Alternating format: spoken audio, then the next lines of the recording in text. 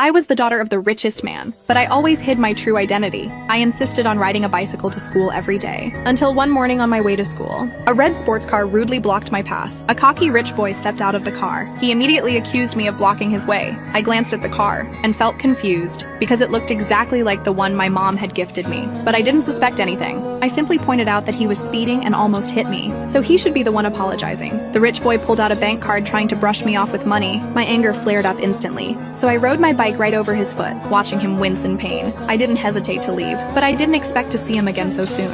That afternoon was the election for the elite school student council president. I was the top student in my class. Everyone unanimously supported me as the president. Just as the teacher was about to announce the result, the auditorium doors swung open, and the rich boy walked in, claiming he hadn't cast his vote yet. The students protested he was late and no longer eligible, but he didn't care at all. Said his father was a school board member, and he could vote whenever he wanted. He even declared that he was the only one fit to be president. The teacher tried to refuse, but he cut him off. Said his dad was ready to donate $100 million, so he made the rules, facing his arrogance. I personally asked the director to let him run. I wanted to see what kind of parasite had made it onto the school board. The rich boy went on stage, tossed aside the prepared speech with disdain, and simply said he should be president, because his dad wasn't just a board member, he was the richest man alive. That line stunned me because the richest man was my father. In that moment, I realized he was likely my half-brother. To confirm my suspicion, I didn't expose him right away. I pointed out that the luxury watch he wore was my mom's anniversary gift to my dad, and the card he used was a secondary card from my mom. That confirmed my guess even more. The rich boy turned red with anger after being exposed, but he still believed money could solve everything. The director announced the final decision phase. The rich boy smugly submitted his application, but the screen showed the approval was denied. He was stunned. He couldn't believe a board member's son could be rejected. He grabbed the computer and submitted it again, but it still failed. I coldly told him an illegitimate child's application would never be approved. The crowd started laughing at his lies, completely breaking him. The rich boy immediately called his father. The man on the other end heard his son was being bullied and promised to come to the school to stand up for him. The rich boy hung up triumphantly, thinking he'd watch me get humiliated, but I also pulled out my phone and called the same man. The voice on the other end instantly softened, asking me what had happened. Before the rich boy could react,